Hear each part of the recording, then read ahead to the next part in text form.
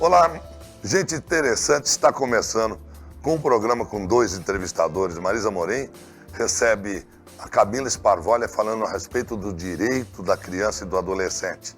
E Roberto Toledo também recebe para uma entrevista o advogado André Di Giorgio para falar a respeito de OAB, a respeito de crimes virtuais, através de mediação. Tem muita coisa interessante no programa de hoje. Espero que vocês gostem. Gente interessante, está só começando.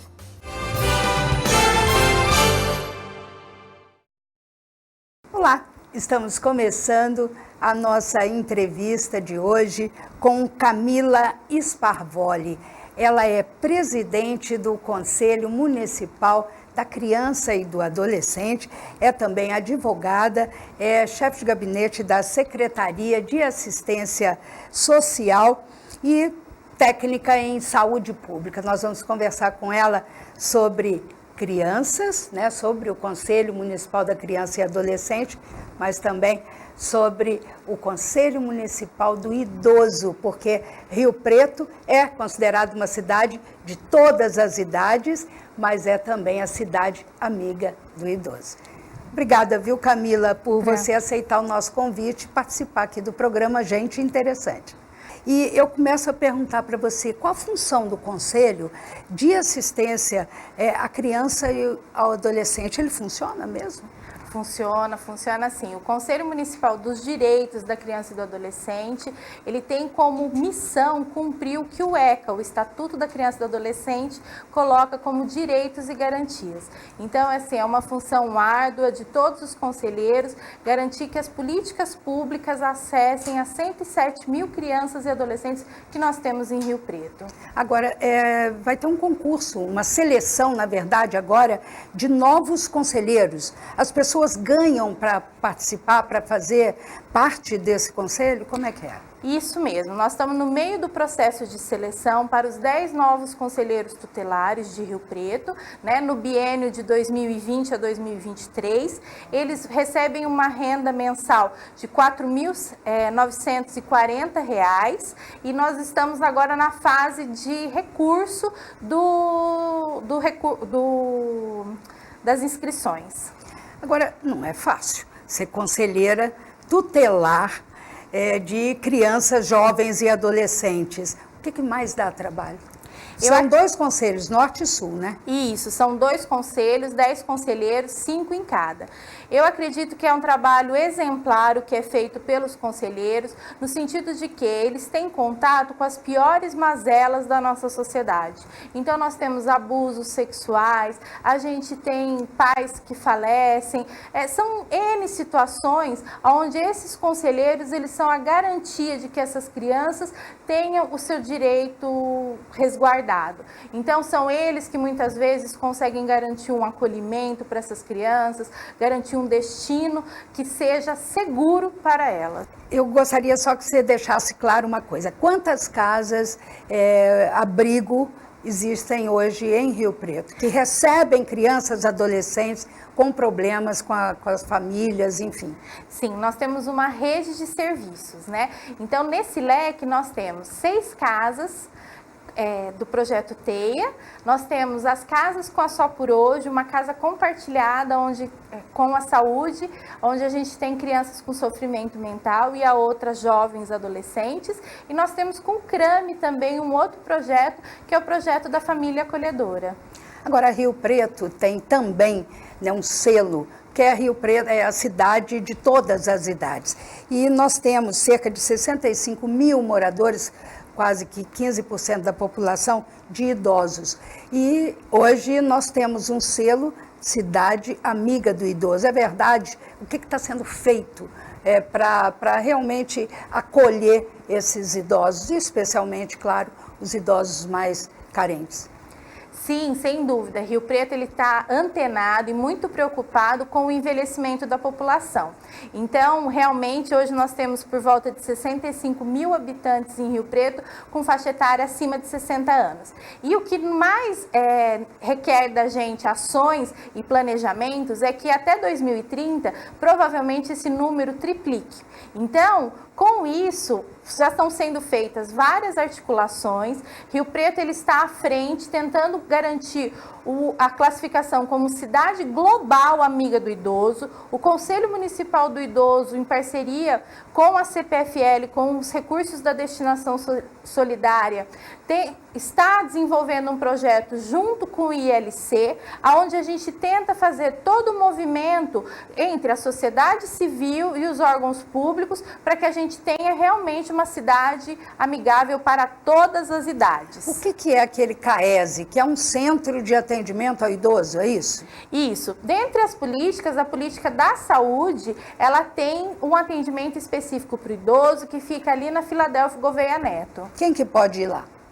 Qualquer idoso, o SUS ele é universal, então qualquer idoso de Rio Preto pode ser referenciado por uma unidade básica de saúde e procurar esse serviço. Agora, Camila, nós temos aí um projeto, né? Nós, município, Rio Preto como cidade, com um pesquisador que estuda há mais de 30 anos exatamente a vida, não é? O dia a dia do idoso, que é o doutor Kalash. Ele esteve aqui outro dia em Rio Preto. O que já tem desse projeto? Porque ele tem esse tipo de projeto no mundo inteiro e ele escolheu o Rio Preto. Por quê? Então, Rio Preto, nós temos uma articulação muito forte, né, por parte de uma vontade política de estar preparado para o envelhecimento da população. Então, nós já estamos com a pesquisa em andamento, o Comitê da Sociedade Civil, onde a sociedade civil está sendo convidada a participar da elaboração de todas essas políticas. O ano passado, a gente teve a elaboração do plano diretor do município, onde também foram contempladas todas as necessidades, em especial as do idoso, e que tudo isso está se condensando num diagnóstico para o município, para que a gente consiga planejar as políticas públicas de maneira que elas integradas consigam garantir uma cidade boa para todas as idades. Qual que é a grande reclamação do idoso que vocês pesquisaram nos CRAS, não é? Nos centros de convivência? O que eles mais reclamam?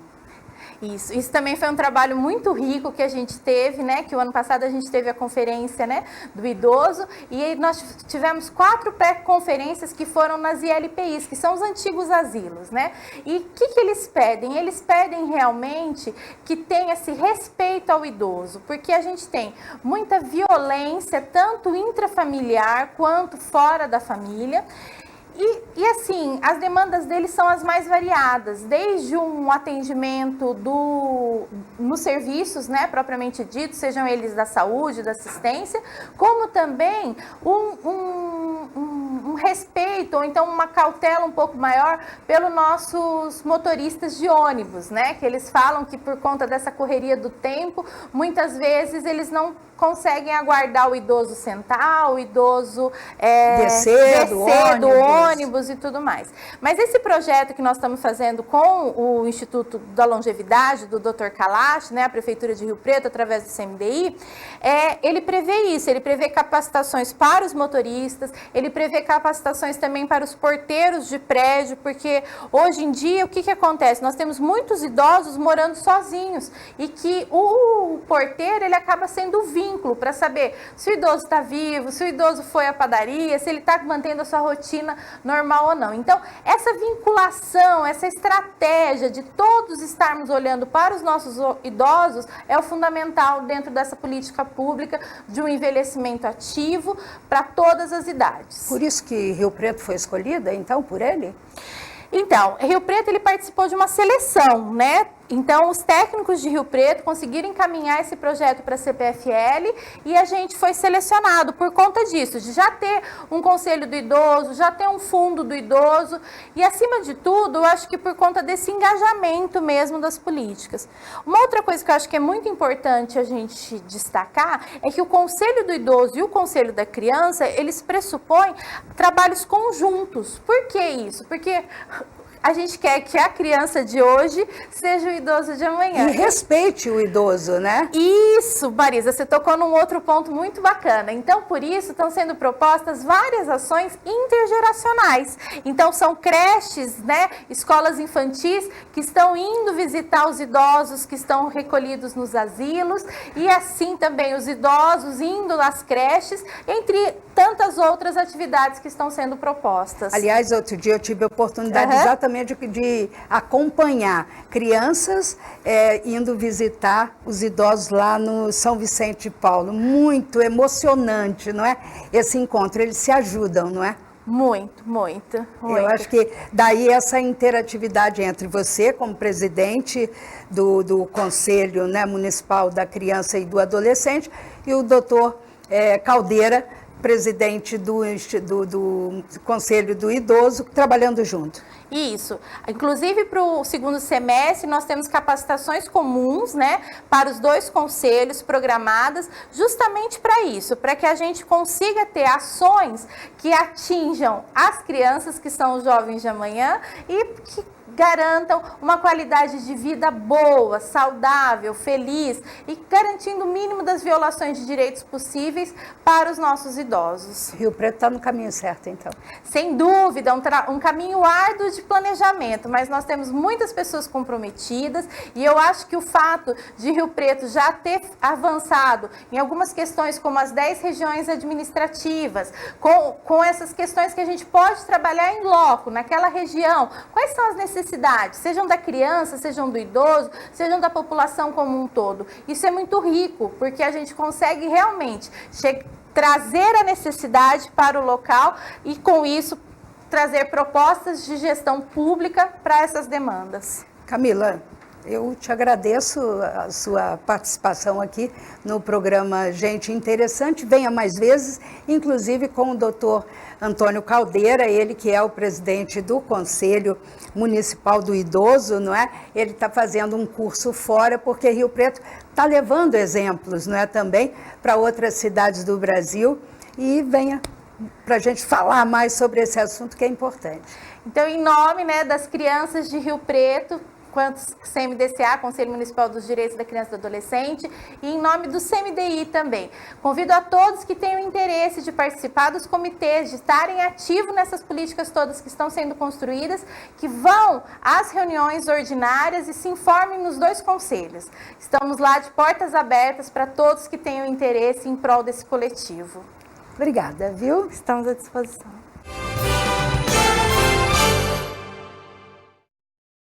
Olá, meus amigos, Gente Interessante está chegando com o Roberto Toledo. Hoje eu tenho entrevistado, que é amigo pessoal, mas acima de tudo, diretor da Associação Comercial, onde nós temos o prazer de dividir com ele a honra na diretoria, e ele é também da OAB, diretor da OAB recentemente empossada. Vou conversar com André de Giorgio. Já já eu volto e ele já está aqui.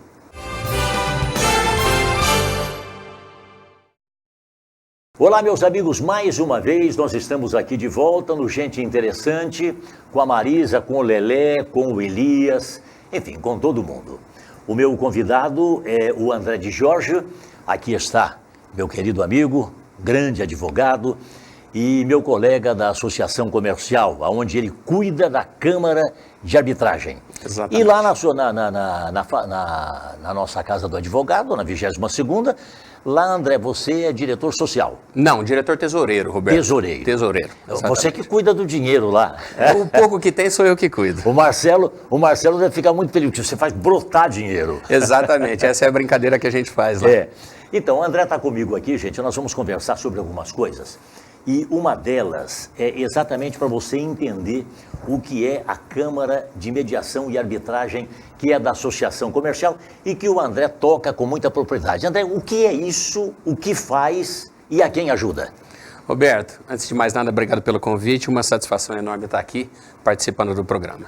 A Câmara de Mediação e Arbitragem é uma forma de solução dos problemas sociais, dos conflitos estabelecidos entre as pessoas, de maneira extrajudicial, de maneira que a pessoa não precisa entrar com um processo no Poder Judiciário já assoberbado para ver o seu problema solucionado.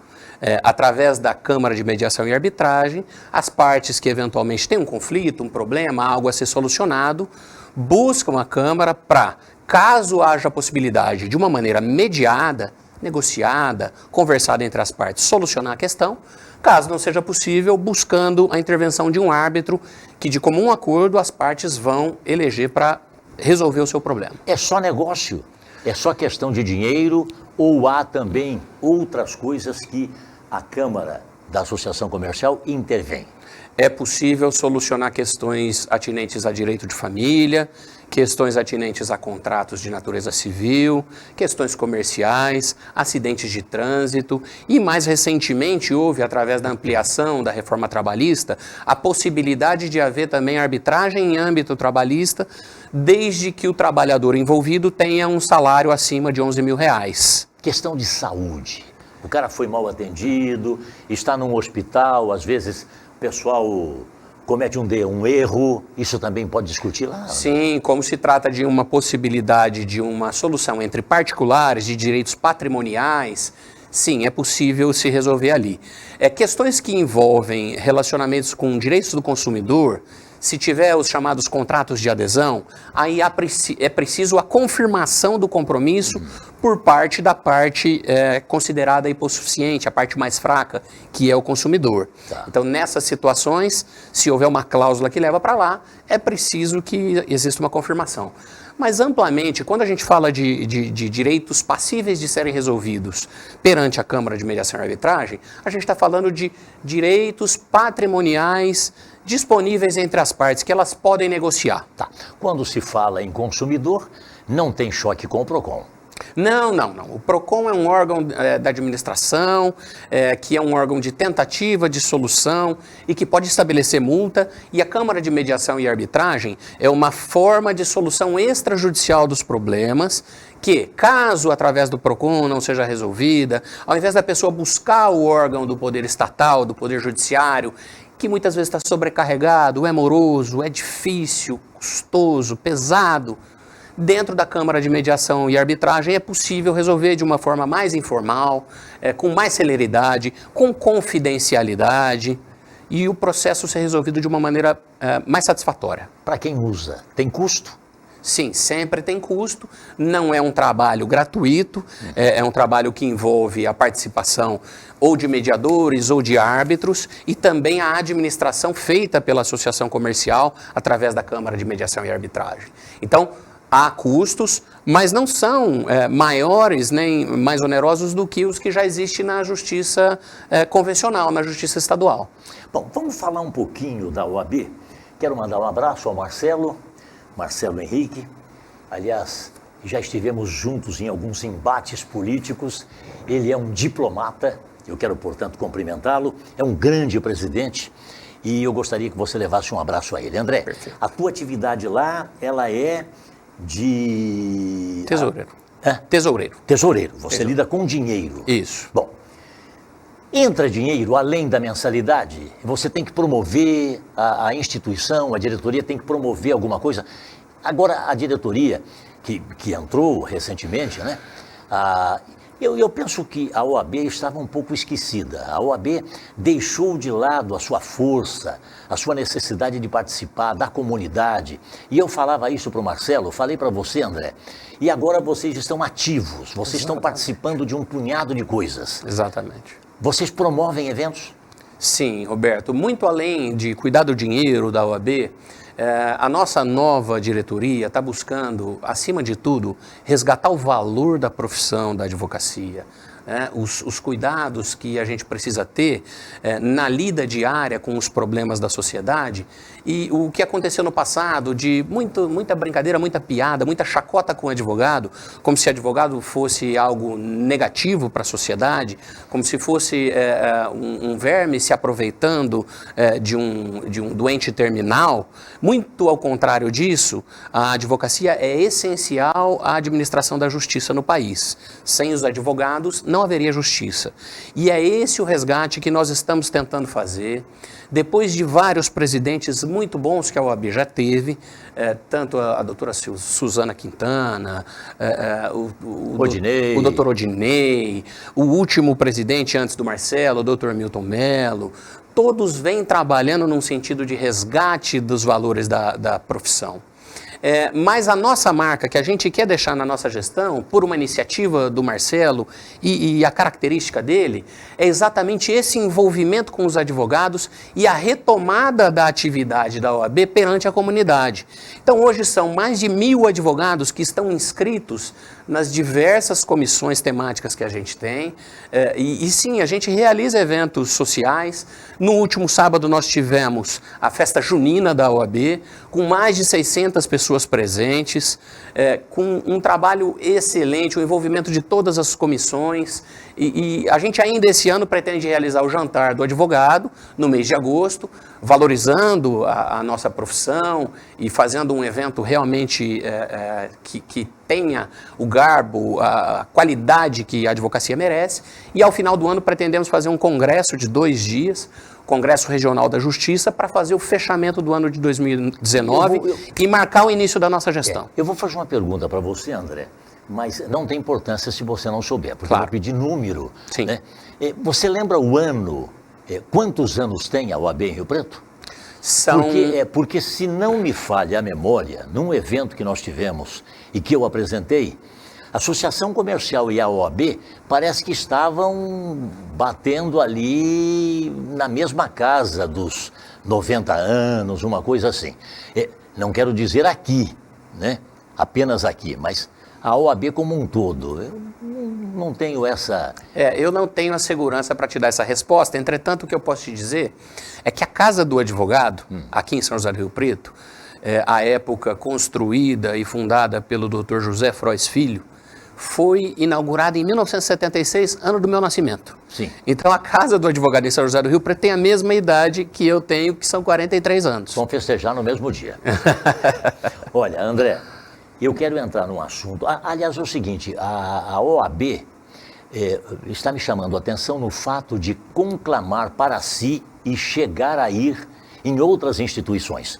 Fazer uma espécie de boa vizinhança. Perfeito. Porque é assim que se faz para o bem de Rio Preto. Perfeito. Um encontro de entidades, sociedades. Você vê o Automóvel Clube numa situação como está, o Palestra.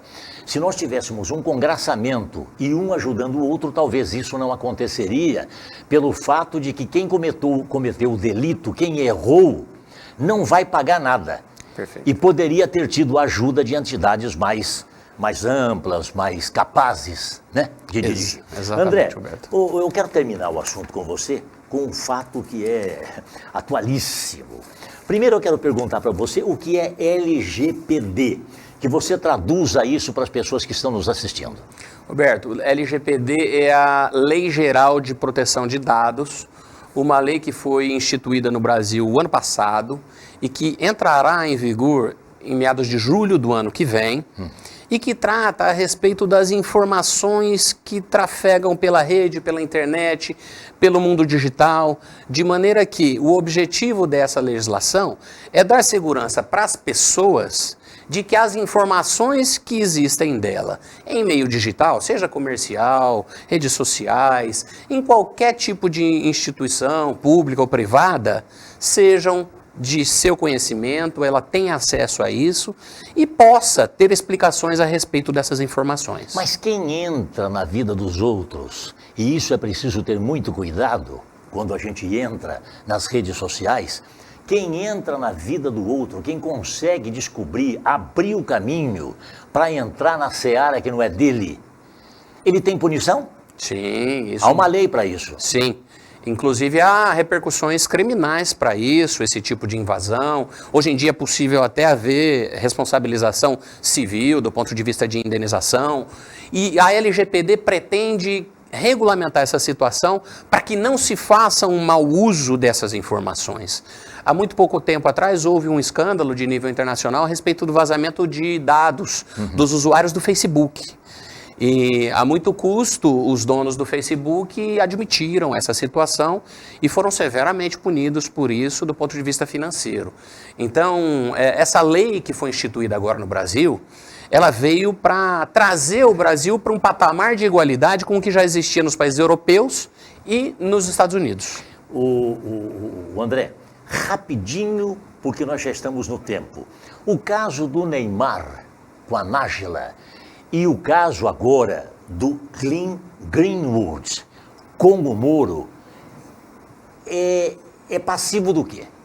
O que vai acontecer, se é que vai acontecer, para as pessoas que se infiltraram na vida de outros? E no caso do Neymar, colocar fotos da moça que não deveria ter colocado. Exatamente. No caso do Neymar, Roberto, é claro que os processos já estão tendo seu encaminhamento do ponto de vista criminal, em especial por um crime de revelação de imagens e de conversas que a princípio eram privadas e que para isso era necessário que ele tivesse a autorização daquela moça para que ele pudesse divulgar, e não teve, né? E ela poderá no futuro também obter uma eventual indenização, seja baseado na LGPD, seja na legislação que já existe a respeito da possibilidade de indenização, ela poderá exigir uma quantia pecuniária por ter devassado a vida dela dessa maneira. E agora essa bomba desse Green com a questão do Moro, a questão do Deltan Dallagnol. Deltan Dallagnol. Essa questão.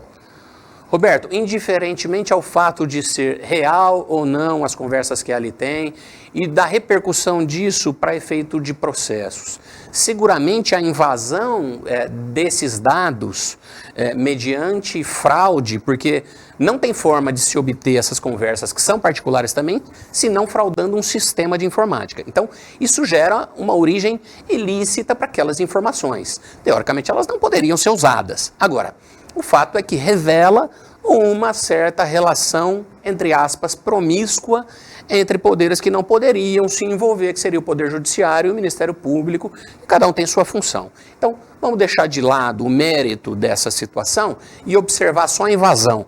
Essa invasão é ilícita e essas informações não poderiam ser vazadas dessa forma. O pessoal do site que revelou isso, na realidade pode ter, com a revelação dessas informações, confessado a participação num crime. É verdade. Meus amigos, não é só gente interessante.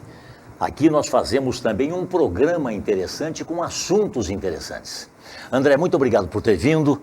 Foi um prazer tê-lo aqui no nosso programa e eu espero encontrar você outras vezes para a gente desfrutar dessa inteligência das leis, das questões advocatícias. Muito obrigado. Eu que agradeço, Roberto, e estou sempre à disposição da TV Rio Preto, sua, do Elias, da Marisa, do Lelé, de quem mais quiser informações a esse respeito. Muito obrigado. Meus amigos, muito obrigado pelo carinho. Vamos seguir com gente interessante. Muito obrigado. Tchau.